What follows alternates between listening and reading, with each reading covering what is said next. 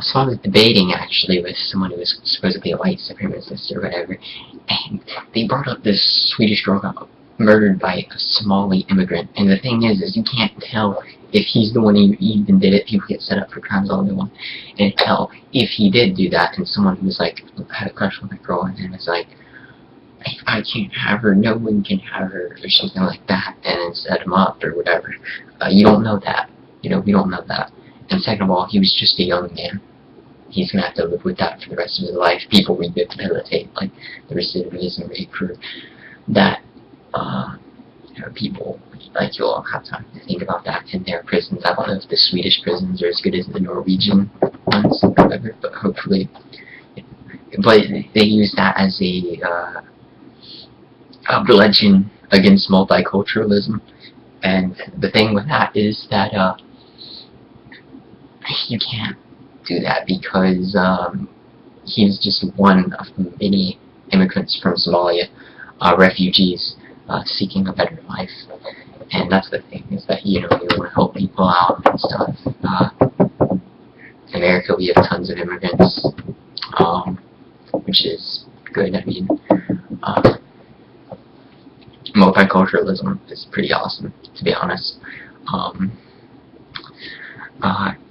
Now, does this mean that you should force or shame people if they want to, like, stay within their own socially confined race or whatever?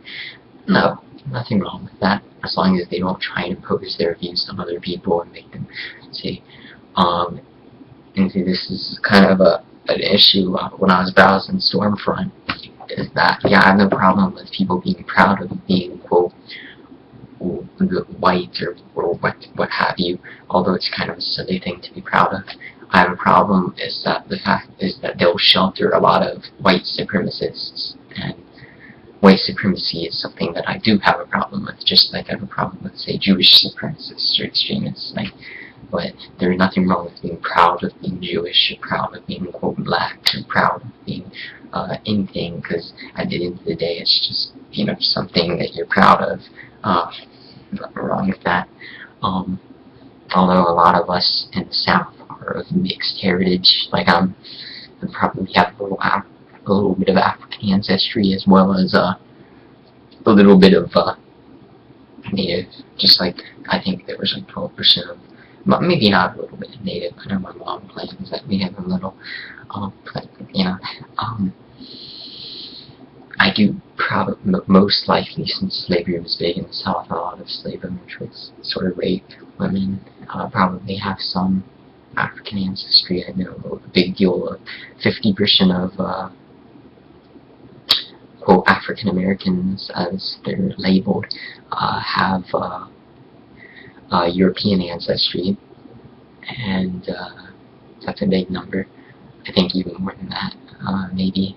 I was reading the stats, and then 12% have Native ancestry, which I think is actually higher than the number of European, maybe, your Native American ancestry.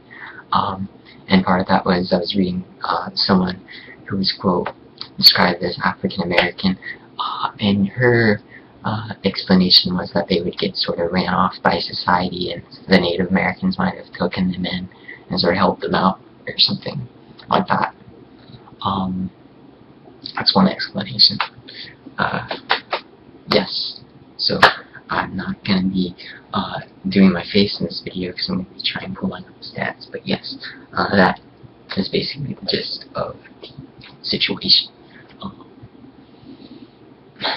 And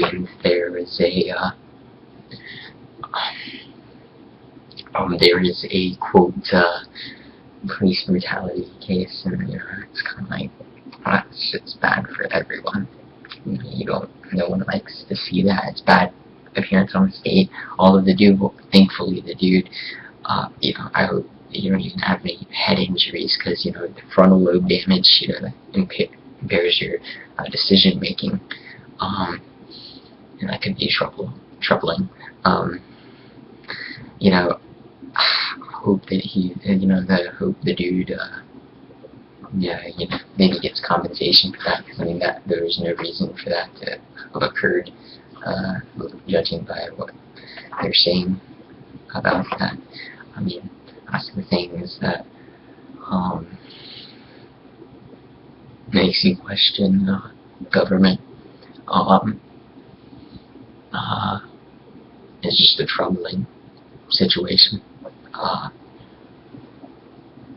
um, and yeah. Now, yeah, hopefully, I mean, he'll have scars. I know some people say scars, you know, that, I mean, it's proof that he was oppressed. You know, hopefully the old saying that chicks dig scars is true, and that he gets women like him. And that reminds me of the Portugal the Man video. Maybe he was trying to be the quote man in that video, and he's getting oppressed upon being oppressed. And that's the thing, is that even when a quote white life is being devalued, such as in those prophecy videos, they're still being valued over, say, the quote African the quote other minority lives and stuff like that. And that's the most absurd thing. It's like, yeah, he can't be the man or whatever. That's bullshit. And that's why I don't like these prophecy videos.